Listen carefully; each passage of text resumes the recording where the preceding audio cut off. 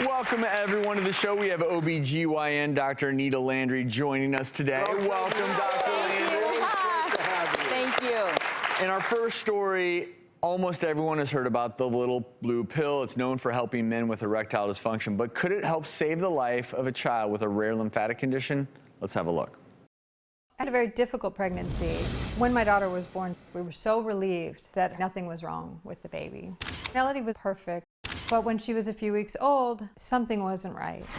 She started throwing up all the time, she started having diarrhea, and she wasn't growing properly. Her face would get very swollen, her arm and leg would get swollen.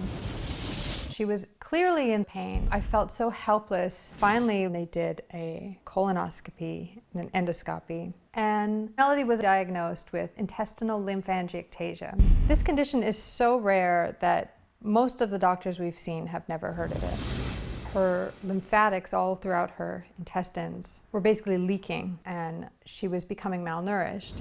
Without proper treatment, this disease is life-threatening. At this point, her disease is progressing. The doctors want to try a new drug, sildenafil, which is also known as Viagra. The doctors hope that this new medication will halt some of the progression of her condition, but insurance is refusing to pay for it. So far, almost every aspect of Elodie's rare disease has been denied by our insurance company. Her formula that she lives on, the injection that she gets every month, and now this new drug that's given out so widely in a non-life-threatening condition is being denied in a child who really needs it. It's devastating. Elodie means everything to us. She's our whole life. Please welcome Elodie's mom, Annie, to the show. Thank you for being here. And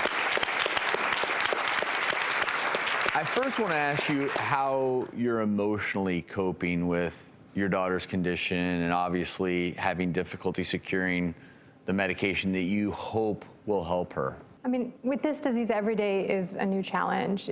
We're just fighting and fighting and fighting. But to cope, we basically focus on Elodie in the moment. She's such an incredible child, and she gives us so much strength to just keep fighting.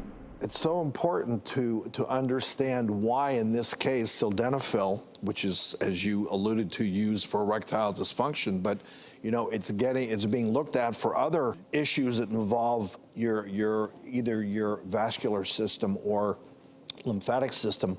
And I think it's important to point out that virtually every drug we have today is used off-label in some way. So we do it all the time. And when we say off-label, that means that we're using it for something that the FDA didn't initially intend for the medication to be used for.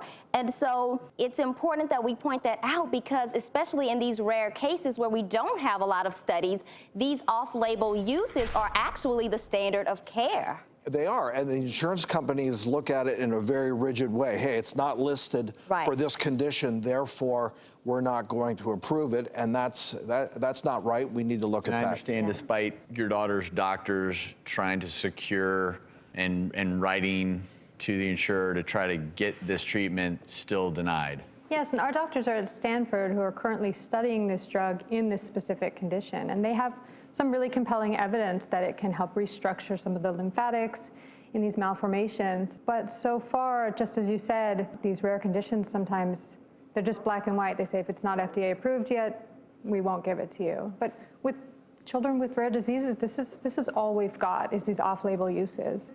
I know you're doing everything you can, and we can only hope that as time moves forward, insurance will help cover these medications. At home right now, if you want to find out how you can help little Elodie, go to our website, thedoctorstv.com. We're going to have their change.org petition, which you can sign to help her get the medication covered by insurance. In the meantime, you can also help donate to their family. We'll have their webpage posted on our website as well. On top of that, Jersey Shore Cosmetics, they wanted to help your family by giving you $1,000 towards your daughter's medication.